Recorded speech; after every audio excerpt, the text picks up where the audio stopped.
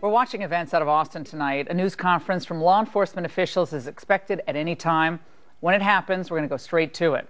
But in the meantime, a lot of other news out there. President Trump held a televised roundtable discussion today with top law enforcement officials on the problem sanctuary cities cause for federal immigration officials.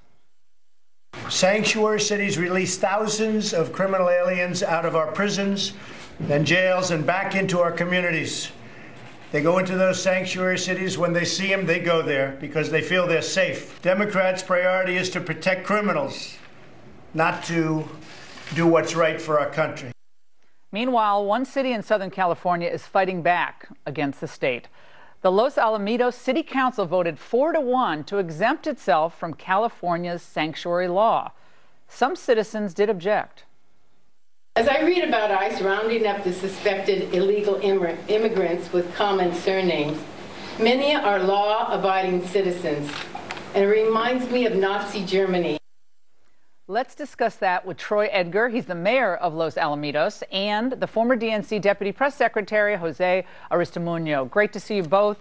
All right, Mayor, let's start with you. This was a wild council meeting. I know it was like overflow capacity.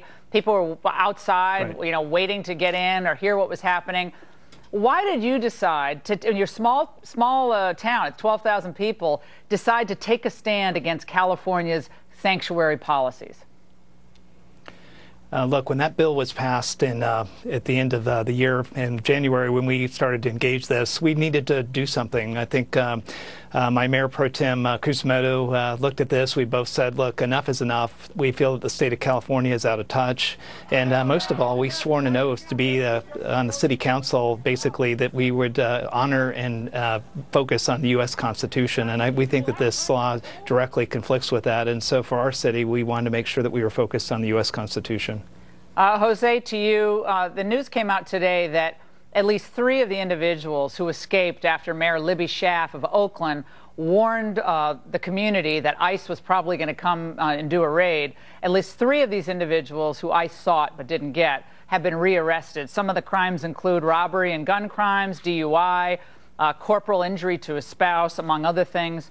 I think that some of these smaller communities, they're just trying to take care of their people. They don't want any more criminal problems. Isn't California taking this a step too far?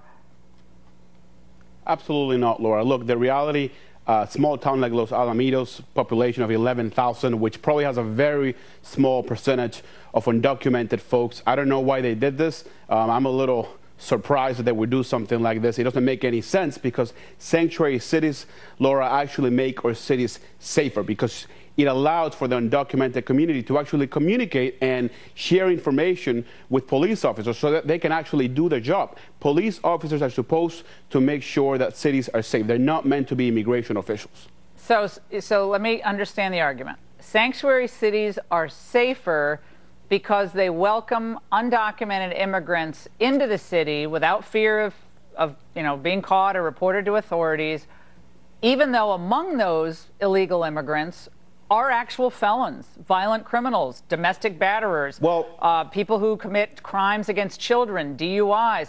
So, yeah, I understand some people cooperate. Jose, hold on. I understand some people cooperate with authorities. That's great. But those people shouldn't be in the country in the first place. So this idea of like, oh, it's safer because we have more illegal immigrants, that's just lunacy. I just don't think most people in the country, they hear this and they think California has gone cuckoo for Cocoa Puffs. And it's just nuts. Mayor, you got one person on your council. It was like a 4-1 vote. One person, Michael Churro, I think, voted against it. He said this is going to, Churko. He said that this is going to bring on lawsuits, and the ACLU has basically threatened you, in a manner of words, with a lawsuit. What's going to happen here? Well, at this point, we don't know if we'll have a lawsuit from the state or from the ACLU.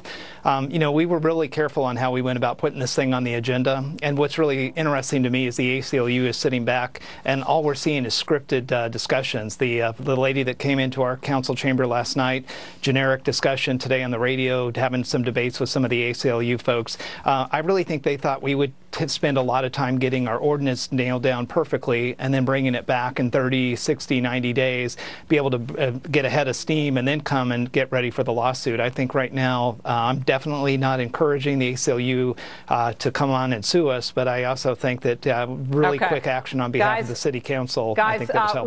We're gonna continue with this at a later point, but right now law enforcement officials in Austin are holding a presser on the latest on the Austin serial bombings. Let's listen.